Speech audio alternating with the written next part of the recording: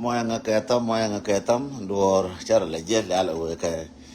la ta ka kitchen de la la run ka kitchen so ka che gor ba barar ke ngwato de me is almost about 20 minutes ke 30 minutes kwe share jirama kwe share share je video dong chabi nyur go te ka tila te gwe ya bitana ngan chunga no min be ngarar kwa share yen ji juba ba share je news ti wa ka ji juba juba te ka mo chala juba dai ke juba post mashi duwar gor ke ku ga social media asha wa wiyet na tani la kwara ayu acting chairman ayu asha ba detain kamar kamar ko cha we che ben agente mai de be gora ke kai kwa dismiss na je ya goro ke ne je ne sha detain ne che wadwal ke cigarette ke mer ke mana e jo mer ke mana mo nga mai lab me da ne ko la re wurin cho ala agaran me biar me kwa la yen biar ke ne aje ne cha ba yen na yen na ta ne ba yen ya kai lora propaganda ya kai hin borin kai hin je so je na ya kai ke jiju be daily ya kai ke la wo gor jang ya kai propaganda ti lo yet ko rayu me cha yen ko la ra jayu to kon to ke jube ke jayu to kon to pin en warga ma mu ya je wo je ka social media wa yo kwen kwa dismiss wo effect ka kash wo yet ke Saturday babadol ka jayu di alka Midwest ka state mutual Nebraska dung tele wo ngana ka ngachol de wo tu de wo bish to la ko no wo dor ka dong ba tur ba tanas ka dong ba tur ba je ka media atana re dola so ngan ka invite thing invitation ka chagur ko bawa gwe makanga invite but charai ke nei te koni lar ka ti kon go yelar ka dor chen tana je gwa che jetino en wona ne ka Saturday bo dol ka Nebraska mo wuje wuje cha goro wi yede cha ka America me wi yede yan ga je ka kaina kai matele kai me lenje jin wora ma chue ngat roje jingan den to an ka tung nora ka tung nen tinal chue ngat ka jang ka jubla ta ne ke ko ta ka propaganda ko to balara wi yeto bi ka chu point yen so aje na ne ngai ke so yene de konti ti aka ayu la bin jayu ngai ge wo media dun cha do la ngala yotin ke cha do nen dia ignore but kon ne de kon chi ne te ke experience ke media cha ko do la ko la ignore la lo ke ne chunga ko ngai ne ye dere public da jiriak chine go public ga bariaka mo mo kash la gak ne ne chunga bi ne we ma cha la ro en ne to ma cha goro ya kash jen cha goro ko ya le jube day ke jube post ya jena wale kai lora we yet ka je detain we yet ka je yen we yet mu cha le ke je we yen ngura ne ku mer ke min dit ten dola ke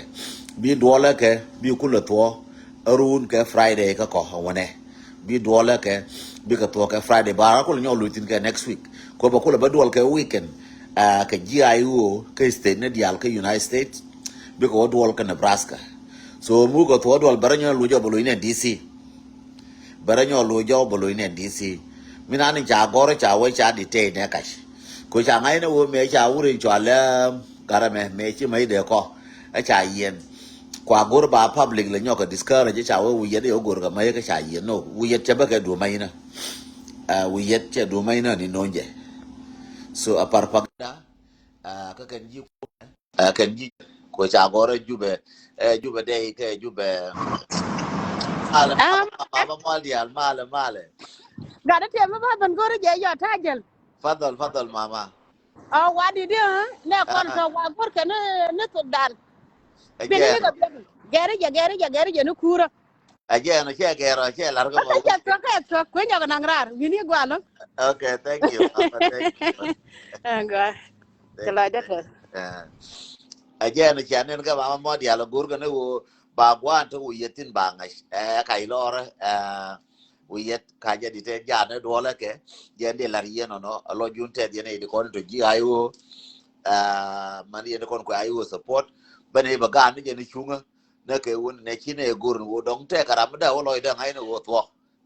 go chine goro ba lo ran nene e kai o yer ka je te go war ga ma be jala wala ko nuora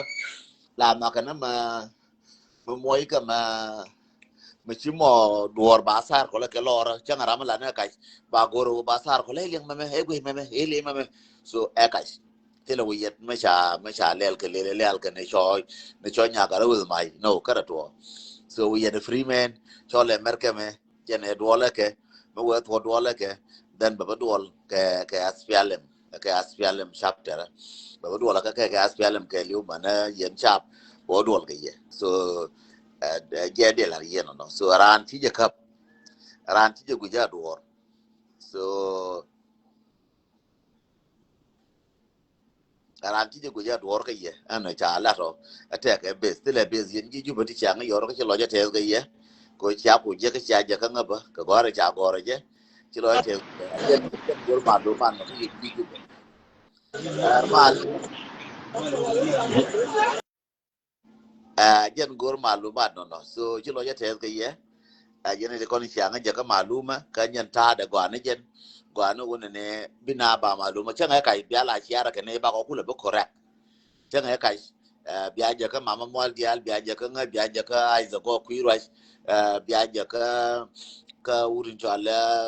ka look and then biaja ka nyando and then biaja ka urin chola gai bol ne ye to mi sharan je ka do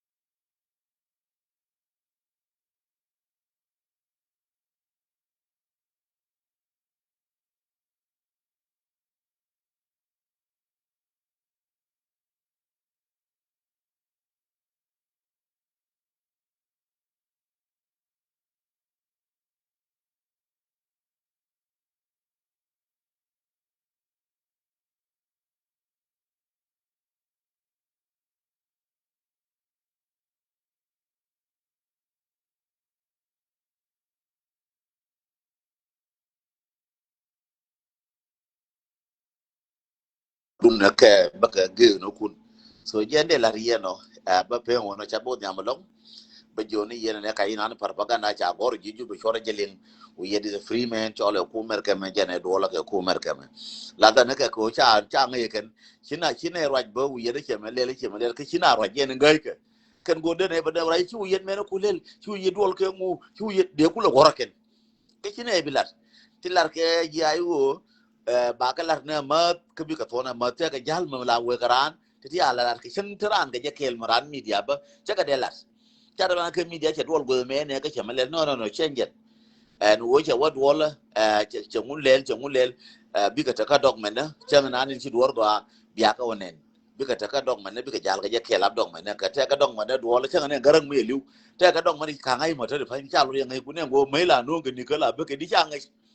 ta bi la no ga wa me wo no ka mer ke me ke wa me wo ko ka turia ke wa me wo ko ke na ke wa me ko ka tum no tram de la so gwa ba nyu tin che la di chi gwa ma ba tu du tin che la te de be go me ne ma chi pel no ma pel chi gwa ba tu du tin che de la ngana ma ra ke ngu ba ngu ke ngu no che de la so no e kai lora kon pel nei ka ngai ne ngwa ka chi ne dis ka chi ne pi re do so mala ne ya ra ne ye te ka chi ne ka la to nyin kon gwa no kon dia ka mu me no kon ko position ko ti ne ka la bi ne ka ke ngai ne ka bi ne ber ka chi ne ka la cái chuyện của này ga ku ne na ladien de ne galas so jende la rieno no alo juntet ko run jatin bajal ba gwa ti ko no wetin alo mo nga ka tam alo juntet ran ti lo bi jal ka jube ka pin to mi te ga ma cha ko dong ko gwar je kan guru na riak sen da ko ni ne ra bi ne ko ai je na ko me ne e ti ma cha la ri ma jatin je na ga do la ka gwa be tin so jende la rieno no ka ko continue ka jon ka ti la re so lo ju ko jiram mo guru bi ngai mu lar ke kemer ke mo kina da ro bi yortin ketram bi yortin ketram bi la yadatu ko chana malumat ki ketram bi go ne nyin kun nyin goti ke nyin ko so jam la opposition ni dial lo jun ko jeng te manga ci ji juba kane wena gor ka wo nguma la roda ka merka ji merka ngane ti ko ji australia kane ti ko ji canada kane ti ko ngai ke milar kera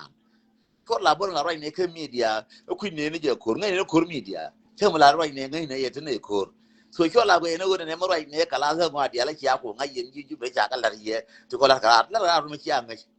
ti wor na ti ni kyang kyang ngai ne wo yu ne wo na ti ni kyang kyang ngai ne wo yu na ka tur ne ti kyang ngai ne wo yu ne chum na re de kyang ngai ko cha gor ba nyo ye kane wa ra kane kane wo na ko ku me kane be kyang ngai ko wo na ko ku me so le be kyang ngai mana Europe wo dol ko Europe wo na ne ka kyang ngai so chor na chor yen ju yen ne ko de ko ku me ka ju ye chala mo da kane na ga ga ye chala